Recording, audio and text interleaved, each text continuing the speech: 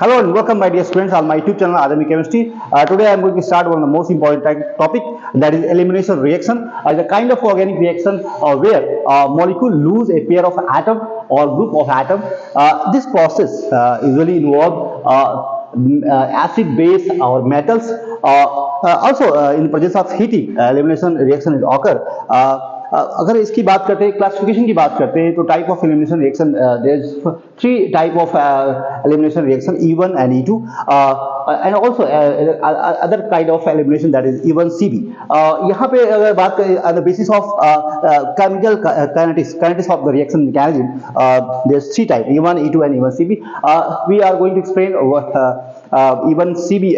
First of all going to explain E1 mechanism. इसकी mechanism क्या है? यहाँ देखो, यहाँ पे क्या होता है, E1 reaction basically unimolecular mechanism होती है. यहाँ पे rate of reaction depend on concentration of only organic substrate. तो यहाँ पे इसलिए इसको बोलते हैं unimolecular reaction बोलते हैं इसको. यहाँ पे basically two step reaction होती है. यहाँ पे पहले step में क्या होता है, formation of carbocation होता है, formation of carbocation. और यहाँ पे solubilisis का मतलब है कि in the presence of weak base, है ना, यहाँ पे weak base water हो सकता है, alcohol हो सकता है, यूज करते हैं इन दिस रिएक्शन. और यहाँ पे दूसरी बात, जो सेकंड स्टेप है, पहले स्टेप में फॉर्मेशन ऑफ कार्बोकेटायन है, और यहाँ जब भी कार्बोकेटायन का फॉर्मेशन होता है तो रीअरेंजमेंट की पॉसिबिलिटी होती है. अगर टर्शियरी कार्बोकेटायन बन रहा है तो there is no any possibility of rearrangement. लेकिन यहाँ पे अगर सेकेंडरी और प्राइमरी बनता है तो वहाँ पे टर्शियरी में कन्वर्ट हो जाता है secondary carbocation and primary carbocation. So यहाँ पे रीअरेंजमेंट की पॉसिबिलिटी है.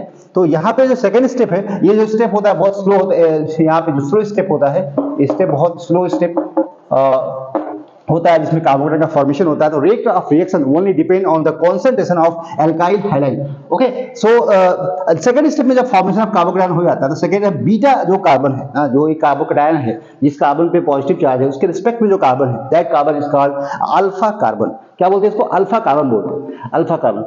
उस पोजीशन पे at least one hydrogen atom is very important for elimination reaction. अगर हाइड्रोजन यहाँ पे नहीं होता है, बीटा पोजीशन पे हाइड्रोजन नहीं होता है, तो elimination reaction is not happen. Okay, तो यहाँ पे जो पोजीशन, यहाँ पे जो कार्बन पे पास जो हाइड्रोजन है, यहाँ पे बेस इसको अब्स्ट्रैक्ट करेगा और फाइनली आपको एल्कीन का फॉर्मेशन होता है. ठीक है, तो यहाँ पे कुछ इंपॉर्टेंट साइलेंट फीचर्स है इसके. यूनिमोलिकुलर रिएक्शन मैकेनिज्म होती है, यहाँ पे rate of this reaction is unimolecular, और एक मॉलिक्यूल पर डिपेंड करता है. टू स्टेप मैकेनिज्म होती है. पहले फॉर्मेशन ऑफ कार्बोकेटायन होता है, उसके बाद कार्बोकेटायन के बाद आप एलिमिनेशन ऑफ H+ होता है in the presence of weak base. Okay, so यहाँ पे क्या होता है, रिएक्शन जो is the first order reaction mechanism होती है, क्योंकि यहाँ पे rate of reaction depend only the concentration of one substrate, that is alkyl halide. दूसरी बात कहते हैं रिएक्शन इंटरमीडिएट जो फॉर्मेशन होता है, दैट इज कार्बोकेटायन. ओके, और यहाँ पे जब भी कार्बोकेटायन का फॉर्मेशन होगा तो रीअरेंजमेंट की पॉसिबिलिटी है. जो लास्ट जो पॉइंट है, this is very important. In the second step, base abstract the proton from the base, जो abstract the proton from the beta carbon, and उसके बाद एल्कीन का फॉर्मेशन होता है. रेट ऑफ रिएक्शन पता ही है कि हमेशा डायरेक्टली प्रोपोर्शनल होता है. अल्काइल हैलाइड के कॉन्सेंट्रेशन अल्काइल हैलाइड के चेंज करते हैं तो रिएक्शन रेट में चेंज आएगा. यहाँ पे जो आपका जो बेस है, वीक बेस है, इसकी कॉन्सेंट्रेशन रेट में कोई चेंज नहीं आता, बिकॉज रेट डिटरमिनिंग स्टेप में ये इन्वॉल्व नहीं है. रेट डिटरमिनिंग स्टेप में आप देख सकते हो कि फॉर्मेशन ऑफ कार्बोकेटायन है, इसलिए यहाँ पर rate only depend upon the concentration of organic substrate, that is alkyl halide. तो यहाँ पे अगर हम बात करते हैं कि ऑर्डर ऑफ रिएक्टिविटी की बात करते हैं एल्काइल हैलाइड की, तो यहाँ पे हमेशा जो more stable carbocation alkyl halide बनाएगा वो वहाँ पे रिएक्शन फास्ट होगी. और यहाँ पे always reaction happen in the presence of weak base. Strong base के प्रेजेंस में नहीं होती है, वीक बेस में होती है. हीटिंग भी अगर होती है तो उस कंडीशन में फेवर करेगा E1 मैकेनिज्म. ओके, तो E2 मैकेनिज्म, E2 एलिमिनेशन क्या होती है, इसकी क्या मैकेनिज्म होती है? यहाँ पे देखिए, यहाँ पे अगर बात करते हैं तो इन द प्रेजेंस ऑफ बेस, है ना, बेसिकली स्ट्रॉन्ग बेस यूज करते हैं E2 एलिमिनेशन के अंदर. और यहाँ पे जो हाइलाइट्स होता है ना, यहाँ पे जो X होता है, X बराबर आपको पता है, यहाँ पे क्लोरीन हो सकता है, ब्रोमीन हो सकता है, दीज आर हाइड्रोजन्स.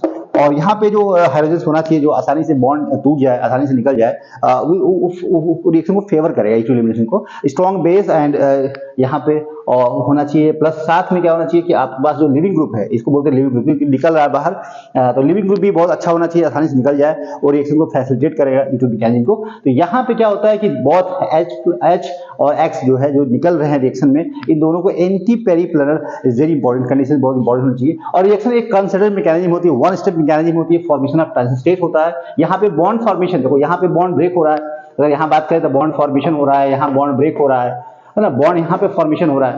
यहाँ पे बॉन्ड का फॉर्मेशन हो रहा है, यहाँ बॉन्ड आपका ब्रेक हो रहा है, तो ये कंसर्टेंट मैकेनिज्म जहाँ पे बॉन्ड फॉर्मेशन और बॉन्ड ब्रेकिंग एक साथ हो रहा है, that type of reaction is called concerted mechanism. यहाँ पे तो यहाँ पे पहले स्टेप में क्या हो रहा है, वन स्टेप मैकेनिज्म है E2 मैकेनिज्म में, यहाँ पे स्ट्रॉन्ग बेस के प्रेजेंस में रिएक्शन होती है, और यहाँ पे E2 एलिमिनेशन इसलिए है कि यहाँ पे जो rate of reaction depend on the both base as well as organic substrate, इसलिए इसको बाई मॉलिक्यूलर बोलते हैं। तो रेट ऑफ रिएक्शन है ना depend upon the second order kinetics होते हैं, यहाँ पे दोनों पे डिपेंड करेगा, दोनों की कॉन्सेंट्रेशन रेट डिपेंड करेगी, और यहाँ पे एक्स और एच साथ निकलते हैं, एक साथ निकलते हैं, और यहाँ पे ट्रांजिशन स्टेट का फॉर्मेशन हो रहा है। ठीक है, इंपॉर्टेंट बात यहाँ पे है कि फॉर्मेशन ऑफ ट्रांजिशन स्टेट, और उसके बाद जो है फाइनली आपका एल्कीन का फॉर्मेशन हो रहा है। तो यहाँ पे सबसे इंपॉर्टेंट बात क्या है कि both H and X okay जो बाहर निकल रहे हैं, एलिमिनेट हो रहे हैं, उनको हमेशा एंटी पेरी प्लेनर होना चाहिए, दोनों एक ही प्लेन में होना चाहिए, बट लेकिन एक दूसरे के अपोजिट होना चाहिए। ओके, प्लेन अगर दोनों का डिफरेंट हो जाएगा अपोजिट होने के, तो यहाँ पे एलिमिनेशन इज नॉट हैपन। दोनों एक ही प्लेन में होना चाहिए, अपोजिट डायरेक्शन में होना चाहिए, एक दूसरे के 180 एंगल पे होना चाहिए। तो यहाँ पे orientation is very important factor for the E2 elimination. तो orientation of proton and leaving group should be anti periplanar. Okay, both are in same plane but opposite to each other. Okay, next बात करते हैं कि यहाँ पे beta hydrogen is eliminated by the base, hence called beta elimination. Because why this reaction also called beta elimination, इसलिए कहते हैं कि बीटा जो carbon, this is the alpha carbon and this is the beta carbon, beta carbon से hydrogen निकल रहा है, eliminate हो रहा है, it is called beta elimination. Okay, तो all about E2 elimination, formation of transition state, one step mechanism, ये जो स्टेप होता है रेट डिटरमिनेंट स्टेप होता है, स्लो स्टेप होता है, या यहाँ पे फॉर्मेशन ऑफ ट्रांजिशन स्टेट। और सबसे इंपॉर्टेंट बात है कि जो ट्रांजिशन स्टेट का फॉर्मेशन हो रहा है, कहीं पे भी एलिमिनेशन हो रहा है, और ट्रांजिशन स्टेट डिसाइड करेगा प्रोडक्ट यहाँ पे लेस सब्स्टिट्यूट बनेगा, मोर सब्स्टिट्यूट बनेगा, और डिपेंड करेगा stability of transition state. Basically two types की होती है, E1 एंड E2 होती है। यहाँ पे अगर प्रोडक्ट की बात करें ना, तो दो rules is very important in elimination reaction. सेटजेफ product बनता है और हाफमैन प्रोडक्ट बनता है। बेसिकली यहाँ पे जो ये प्रोडक्ट बनते हैं थर्मोडायनेमिकली देखा जाए तो लेस सब्स्टिट्यूट एल्कीन यहाँ पे अनस्टेबल होती है। थर्मोडायनेमिकली जो सेटजेफ प्रोडक्ट स्टेबल होता है, क्योंकि नंबर ऑफ, यहाँ आप देखेंगे कि स्टेबल एल्कीन इसलिए कि नंबर ऑफ अल्फा जो हाइड्रोजन है ज्यादा है, यहाँ पे कम है, तो यहाँ पे हाइड्रोकार्बन ज्यादा होगा, स्टेबल ज्यादा होगा, थर्मोडायनेमिकली मोर स्टेबल है। अच्छा, ये प्रोडक्ट दोनों जो बन रहे हैं अलग अलग कंडीशन में बनते हैं। यहाँ पे अगर देखें तो एलिमिनेशन तो हो रहा है, बीटा हाइड्रोजन यहाँ भी है, बीटा हाइड्रोजन यहाँ भी है with respect to alpha carbon. तो यहाँ पे जो बीटा हाइड्रोजन है ये क्राउडिंग के अंदर है, लेस हिंडर्ड हाइड्रोजन है। यहाँ से हमेशा अगर आपके पास अगर हिंडर्ड बेस आपने लिया है तो उस कंडीशन में हमेशा लेस जो क्राउडेड जो आपका बीटा हाइड्रोजन है उसको रिप्लेस करेगा, एब्स्ट्रैक्ट करेगा बेस, और वहां पे फॉर्मेशन करेगा लेस सब्स्टिट्यूट एल्कीन का। तो यहाँ पे अगर हिंडर्ड बेस है तो यहाँ पे लेस क्राउडेड जो हाइड्रोजन होगा, बीटा हाइड्रोजन होगा, उसको रिप्लेस करेगा, एब्स्ट्रैक्ट करेगा और एलिमिनेशन प्रोडक्ट बनाएगा। जो थर्मोडायनेमिकली अनस्टेबल है, लेकिन ये रूल्स जो होगा हाफमैन प्रोडक्ट बनेगा उस कंडीशन में। और लेकिन अगर आपके पास यहाँ देखिए, अगर ये बेस की कंडीशन छोटा बेस है, साइज में छोटा है, स्ट्रॉन्ग बेस है, उस कंडीशन में आप देख सकते हो कि यहाँ पे जो हाइड्रोजन बीटा हाइड्रोजन है इसको रिप्लेस करेगा, हटाएगा, एब्स्ट्रैक्ट करेगा, उस कंडीशन में आपको थर्मोडायनेमिकली स्टेबल प्रोडक्ट बनेगा, मोर सब्स्टिट्यूट एल्कीन बनेगा, उसको बोलते हैं यहाँ पे सेटजेफ प्रोडक्ट बोलते हैं। सेटजेफ प्रोडक्ट और हाफमैन प्रोडक्ट की कंडीशन है लेस क्राउडेड हाइड्रोजन है, मोर क्राउडेड हाइड्रोजन है, लेस हिंडर्ड, मोर हिंडर्ड। तो कंडीशन ऑफ बेस डिपेंड करता है कि यहाँ पे प्रोडक्ट आपका सेटजेफ बनेगा कि आपका हाफमैन बनेगा। तो यहाँ पे आप देख सकते हो। दूसरी बात, एक क्वेश्चन यहाँ पे दिया हुआ है, आप ध्यान देखो यहाँ पे major product of the following in this compound. तो यहाँ पे देखिए, यहाँ पे क्या हो रहा है कि यहाँ पे जो देखा जाए कि किस टाइप का एलिमिनेशन हो रहा है, यहाँ पे SN2 हो सकता है, E2 हो सकता है। यहाँ पे प्रोडक्ट क्या बनेगा, आंसर क्या होना चाहिए। यहाँ देखो, यहाँ पे आप देखें एलिमिनेशन रिएक्शन होगा, यहाँ पे सब बेस यहाँ पे प्लस है, तो यहाँ पे आप देखो E2 एलिमिनेशन होगा रेदर देन SN2, है ना। SN2 रिएक्शन नहीं होगी यहाँ पे। तो यहाँ पे देखो, यहाँ पे कार्बोकेटायन का जब फॉर्मेशन होता है तो रीअरेंजमेंट होता है, तो ये प्रोडक्ट कभी नहीं होगा, क्योंकि रीअरेंज प्रोडक्ट यहाँ पे एलिमिनेशन प्रोडक्ट है, इवन टाइप का है, लेकिन यहाँ पे इवन रिएक्शन मैकेनिज्म नहीं होगी, E2 मैकेनिज्म होगी। और यहाँ पे देख सकते हैं, यहाँ पे SN2 रिएक्शन है, न्यूक्लियोफिलिक सब्स्टिट्यूशन रिएक्शन हो रही है, ये भी नहीं पॉसिबल है। और यहाँ भी देखिए तो यहाँ भी आपका एलिमिनेशन रिएक्शन नहीं है, और यहाँ पे प्रोडक्ट बनेगा, क्योंकि यहाँ पे एलिमिनेशन रिएक्शन है। यहाँ पे जो हाइड्रोजन है ना, यहाँ पे 2 हाइड्रोजन है above the plane, below the plane, तो यहाँ पे जो बेस होगा एब्स्ट्रैक्ट करेगा एंटी पेरी। देखो E2 जो एलिमिनेशन होता है हमेशा बहुत जो लूज कर रहा है atom, always anti periplanar to each other. यहाँ पे हाइड्रोजन और जो ब्रोमीन है एक दूसरे के एंटी पेरी प्लेनर होना चाहिए, उस कंडीशन में E2 एलिमिनेशन होगा। तो hydrogen available in this carbon तो यहाँ पे जो प्रोडक्ट बनेगा आपको फाइनली प्रोडक्ट आपको ये बनेगा। ओके, क्वेश्चन दिया हुआ है कि in the presence of alcoholic base, यहाँ पे आपको टर्शियरी हाईलाइट दिया हुआ है और फाइनली प्रोडक्ट बता रहे हैं, मेजर प्रोडक्ट क्या होगा बी। तो यहाँ पे सबसे पहले क्या करना है, आपको एलिमिनेशन करना है। यहाँ पे आप देख सकते हैं अल्कोहलिक वेज के साथ इन द प्रेजेंस ऑफ हीटिंग, है ना, इंडिकेशन है एलिमिनेशन रिएक्शन का। और एलिमिनेशन के बाद एल्कीन का फॉर्मेशन होगा और यहाँ पे आप देखते हो कि यहाँ पे इस तरीके से बी आर है और यहाँ पे हाइड्रोजन है। In the presence of base OH minus, यहाँ पे क्या होगा, एलिमिनेशन होगा और HBr निकल जाएगा और फाइनली आपको एल्कीन का फॉर्मेशन होगा। ठीक है, तो एल्कीन बनने के बाद यहाँ पे HBr का एडिशन कराना है in the presence of peroxide. और पेरोक्साइड कभी भी होता है तो वहां पे आपका पता है कि फॉर्मेशन ऑफ रेडिकल होता है, वहां पे फिर एंटी मार्कोनिक एडिशन होता है HBr का, मतलब मार्कोनिक एडिशन नहीं होता। मार्कोनिक एडिशन क्या होता है, हाइड्रोजन एटम जुड़ता है वहां पे जहां पे हाइड्रोजन का नंबर हमेशा ज्यादा होता है एल्कीन के ऊपर। लेकिन यहाँ पे जस्ट उल्टा होगा, हाइड्रोजन यहाँ जुड़ेगा और Br यहाँ जुड़ेगा, क्योंकि यहाँ रेडिकल का फॉर्मेशन होता है। इंटरमीडिएट हमेशा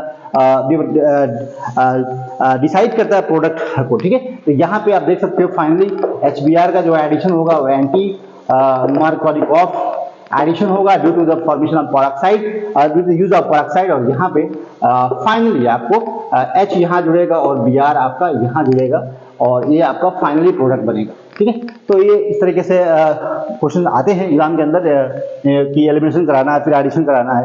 तो ये पता होना चाहिए कि जब भी पेरोक्साइड होगा, अगर यहाँ पे पेरोक्साइड नहीं होता तो प्रोडक्ट आपको कुछ और होता है। उस कंडीशन में आपका प्रोडक्ट यहाँ पे आपका Br जो है हाइड्रोजन, फिर यहाँ पे Br यहाँ जुड़ जाता और फिर हाइड्रोजन आपका यहाँ जुड़ जाता फॉर्मेशन। फिर इस तरह का एडिशन बोलते हैं मार्कोनिक एडिशन। और यहाँ पे जो एडिशन हुआ anti Markovnikov addition use of peroxide.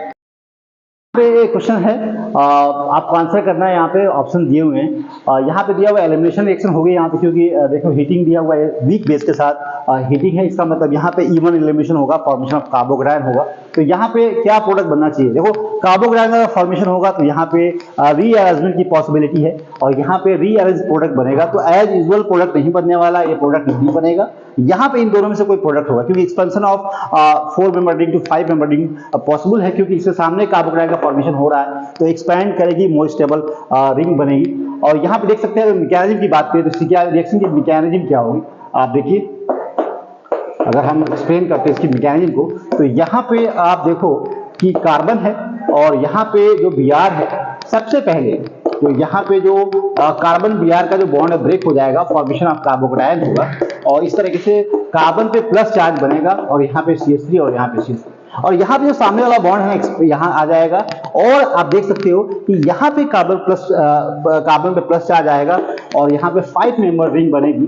अगर आपने इसको 1 to 3 करना है, यहाँ 1 लेना है, यहाँ 2 लेना है, यहाँ 3 लेना है, यहाँ 4, यहाँ 5, तो आप देख सकते हो 2 नंबर पे आपका कार्बोक्राइन का फॉर्मेशन होगा और 5 मेंबर रिंग बनेगी। अगर इसको 1 मानते हैं तो 1 पे, अगर यहाँ 1 इसको मानते हैं, इसको 2 मानते हैं, तो इस कार्बन पे प्लस चार्ज बनेगा और 1 कार्बन पे 2 CH3 प्रेजेंट है यहाँ पे और यहाँ पे 2 CH3 प्रेजेंट है। और आपका देख सकते हो कि इस तरह से फॉर्मेशन होगा और यहाँ पे जो CH3 ग्रुप है ना, यहाँ पे सेकेंडरी कार्बोक्राइन इज नॉट स्टेबल कार्बोक्राइन, तो यहाँ पे मिथाइल शिफ्ट हो जाएगा, यहाँ से CH3 शिफ्ट होगा यहाँ पे और मिथाइल जब शिफ्ट होगा, CH3 माइनस जब शिफ्ट होगा, इसको बोलते हैं 1 to methyl shift, 1 to methyl shift. और फॉर्मेशन जो होगा आपका रीअरेंज कार्बोक्राइन होगा जो स्टेबल होगा। यहाँ पे टर्शियरी कार्बोक्राइन का फॉर्मेशन होगा, देखो यहाँ पे इस तरह से कार्बोक्राइन कहाँ बनेगा, पॉजिटिव चार्ज यहाँ पे शिफ्ट हो जाएगा इस तरह से और यहाँ पे फाइनली यहाँ पे जो हाइड्रोजन होगा, बेस जो आपका वीक बेस है, स्ट्राइक करेगा हाइड्रोजन को और यहाँ पे मोस्ट सब्स्टिट्यूटेड एल्कीन का फॉर्मेशन होगा और फाइनल जो प्रोडक्ट बनने वाला आपको इस तरह से प्रोडक्ट बन जाएगा इस तरीके से। तो फाइनली आपका जो प्रोडक्ट होना चाहिए, देखियो यहाँ पे प्रोडक्ट ये नहीं होगा, क्योंकि यहाँ पे देख सकते हो कि यहाँ पे 1 2 जो पोजीशन है वहाँ पे यहाँ पे प्रोडक्ट बन रहा है। और इसके अलावा क्योंकि यहाँ पे अब बहुत ही सिंपल है, जब भी इवन एलिमिनेशन होगा, फॉर्मेशन ऑफ कार्बोक्राइन होगा और कार्बोक्राइन का फॉर्मेशन होगा, रीअरेंजमेंट की पॉसिबिलिटी है। देखो ये मैकेनिज्म में मैंने एक्सप्लेन किया, जब भी कार्बोक्राइन बन रहा है और रीअरेंज हो रहा है, एक्सपेंशन रिंग एक्सपेंशन हो रहा है और फॉर्मेशन ऑफ 5 मेंबर रिंग, और यहाँ पे जो कार्बोक्राइन बन रहा है वहाँ पे मिथाइल शिफ्ट हो रहा है, 1 to मिथाइल शिफ्ट, और then finally hydrogen are abstract by the weak base and the formation of alkene and is a kind of even elimination due to the formation of carbohydrate। यहाँ पे elimination की हमने बात की है, even mechanism है, E2 mechanism है, और इवन सी भी अगर मैकेनिज्म है, ये टाइप ऑफ एलिमिनेशन रिएक्शन है। यहाँ पे होता क्या है कि यहाँ पे जो कंजुगेट बेस का फॉर्मेशन होता है, सबसे इंपॉर्टेंट बात है ये फॉर्मेशन ऑफ कंजुगेट बेस, और लिविंग ग्रुप जो होता है पुअर लिविंग ग्रुप होता है। यहाँ पे जो अगर देखो एग्जांपल में, यहाँ पे जो कार्बन है इसके रिस्पेक्ट में, जहाँ पे लिविंग ग्रुप है उसके रिस्पेक्ट में जो कार्बन है, वहाँ पे जो हाइड्रोजन है उसका जो नेचर है एसिडिक नेचर का होना चाहिए। तो ये जो क्या करेगा, द प्रेजेंस ऑफ बेस क्या करेगा, ये अब्स्ट्रैक्ट करेगा जो है यहाँ पे एसिडिक हाइड्रोजन को, फॉर्मेशन ऑफ कंजुगेट बेस, पहले H+ निकलेगा, उसके बाद में ये स्टेप बहुत फास्ट होता है। यहाँ पे abstraction of acid from base is very fast reaction and formation of conjugate base. और यहाँ पे जो कंजुगेट का फॉर्मेशन होता है उसके बाद जो यहाँ पे जो फाइनली जो है OH- निकलता है, और ये स्टेप बहुत ही स्लो होता है, रेट डिपेंडिंग स्टेप होता है। Rate of reaction depend on the process of the conjugate base. अब यहाँ पे हम कह सकते हैं यूनिमोलिकुलर मैकेनिज्म फॉलो करता है, और ये रेट डिपेंडिंग स्टेप होती है, और यहाँ फाइनली एल्कीन का फॉर्मेशन होता है। तो ये आप इंपॉर्टेंट बात क्या है कि यहाँ पे जैसे मान लो कि बहुत सारे ऐसे एग्जांपल है, यहाँ पे अगर हम बात करते हैं फ्लोरीन है और यहाँ पे H है, तो यहाँ पे जो हाइड्रोजन है एसिडिक नेचर का है, पहले H निकलेगा, H+ निकलेगा, उसके बाद जो कंजुगेट बेस है, क्योंकि फ्लोरीन जो weak and poor bad leaving group होता है वो आसानी से निकलता नहीं है, उस केस में इवन सी भी एलिमिनेशन होता है। तो इस तरह के जो कंपाउंड्स होते हैं जहाँ पे बैड लिविंग ग्रुप होता है और कंजुगेट बेस का फॉर्मेशन होता है, एडिशन कार्बन पे एसिडिक हाइड्रोजन अगर होता है, ये जो हाइड्रोजन एसिडिक होता है, एसिडिक जब भी हो सकता है कि यहाँ पे जो कार्बन नेगेटिव चार्ज बने वो स्टेबलाइज हो, रेजोनेंस में आए, इलेक्ट्रॉन विड्रॉइंग ग्रुप जो होगा वो फेवर करेगा इवन सी भी मैकेनिज्म को। और यहाँ पे अगर एक एग्जांपल ले लें, यहाँ पे एग्जांपल है, देखिए यहाँ पे जो कार्बन है वहाँ पे जो हाइड्रोजन का नेचर एसिडिक है, in the presence of base, यहाँ पे एब्स्ट्रक्शन होगा एसिड का और फॉर्मेशन कंजुगेट होगा, रेजोनेंस स्टेबलाइज होगा, और यहाँ पे फाइनली जो है यहाँ पे जो स्टेप होगा ये वाला फास्ट स्टेप होता है, और यहाँ पे जो डिकम्पोजिशन होता है कंजुगेट बेस का, फाइनल आपको फॉर्मेशन यहाँ पे OH- बाहर निकलेगा, और फाइनली आपको एल्कीन का फॉर्मेशन होगा। तो इस टाइप के जो एलिमिनेशन है उसको बोलते हैं इवन सीबी एलिमिनेशन मैकेनिज्म, जहाँ पे प्रोडक्ट का जो फॉर्मेशन है यहाँ पे दो स्टेप में होता है। पहले आपका जो फॉर्मेशन ऑफ कंजुगेट बेस, उसके बाद जो है नेक्स्ट स्टेप में formation dissociation of conjugate base and formation of alkene. Okay, thank you.